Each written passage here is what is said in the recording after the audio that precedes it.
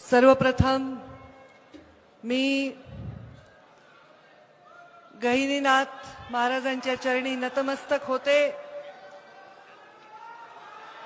आणि आवाज नाही, माझा आवाज कोणाकोणाला येत नाही हात वर करा. आवाज यायला ना. आमच्या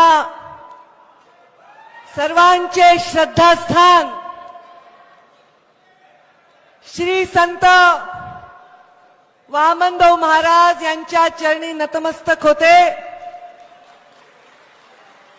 आज त्यांच्या 50व्या पुण्यस्मरणाच्या निमित्ताने हा सुवर्ण महोत्सव इतक्या थाटामध्ये इथे होत आहे आणि या सुवर्ण महोत्सवाला आमच्या या गडाचे मठाधिपती पूजनीय विठ्ठल महाराजजी यांनी राज्याचे मुख्यमंत्री देवेंद्रजी फडणवीस यांना पाचारण केलेलं आहे. देवेंद्रजी फडणवीस हे गेले काही वर्ष वामनभाऊच्या दर्शनाला सातत्याने येत आहेत. या वैराग्य मूर्ती असणाऱ्या वामनभाऊच्या गडाचं स्वरूप बदलण्यामध्ये एकमेव योगदान कुणाचं असेल तर ते मुख्यमंत्री देवेंद्रजी फडणवीस यांचं आहे. आज मला आनंद होतो, मंचावर सर्व मान्यवर आहेत, संचलन माझे बंधू करत होते आणि मला मुख्यमंत्र्यांची सूचना आहे की फार सगळ्यांची नावं घेऊ नको कारण ते घेणार आहेत. समोर इतक्या संख्येने इथे लोक आलेले आहेत.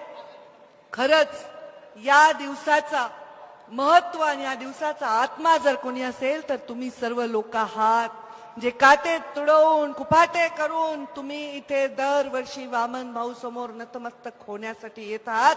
खरं श्रेय आहे 50 वर्षाच्या या सोहळ्याचं कोणाला जातं ते त्या निस्सीम आणि निष्पाप भक्तांना जातं. मुख्यमंत्री महोदय, आमच्या डोंगर कपारीमध्ये जेव्हा माणूस माणसासारखा वागत नव्हता तेव्हा वामनभाऊ आणि भगवान बाबांनी माणसाला माणूस करण्यासाठी एक आम्हाला सगळ्यांना एक संस्कार दिला आणि तो संस्कार आहे हे सप्ते करणं, गावांनी एकत्र येणं, मोठ्या प्रमाणामध्ये त्यांचं पुण्य स्मरण करत करत अजूनही आम्ही तो संस्कार जिवंत ठेवतो. मी पनवेलला गेले, तिथं वामनभाऊ भगवान बाबांची पुण्यतिथी आम्ही केली.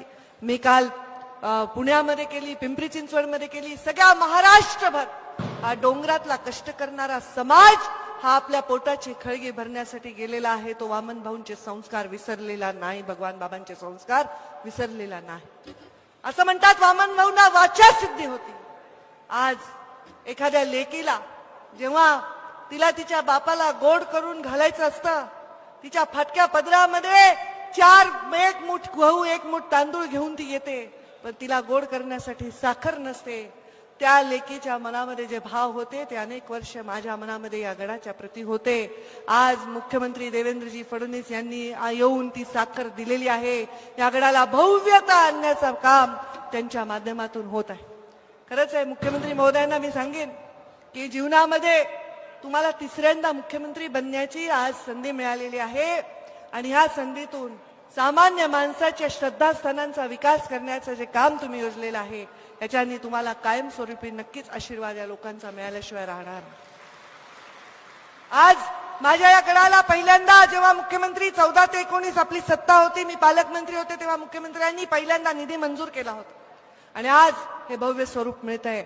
हे पूर्णपणे आम्ही सर्व यामध्ये आपल्या सर्वांचे आभार मानतो. वैराग्य मूर्ती वामनभाऊंच्या चरणी नतमस्तक होते आणि एवढेच आशीर्वाद मागते की या सगळ्या लोकांचे मनामध्ये जे प्रेम आहे, जी जागा आहे, डोळ्यामध्ये जो आदर आहे, त्या आदराला, त्या जागेला साजेसं काम आमच्या हातून व्हावं, लोकांची सेवा व्हावी, वामनभाऊंच्या विचारांचा प्रचार आणि प्रसार व्हावा आणि वामनभाऊंनी जे वैराग्य मूर्ती आहेत ते वैराग्य म्हणजे सर्व वैभव असताना सुद्धा त्याच्या प्रती निर्विकार असणं आणि हे वैराग्य राजकारणात राहून देखील या मंचावर राहून देखील मनामध्ये बाळगून सामान्य माणसाची सेवा करण्याचे आशीर्वाद वामन भाऊच्या चरणी मी मागते आणि मुख्यमंत्री महोदयांना आपल्यामध्ये जास्त वेळ न घेता मी माझ्या वाणीला विराम देते. धन्यवाद. जय हिंद, जय महाराष्ट्र.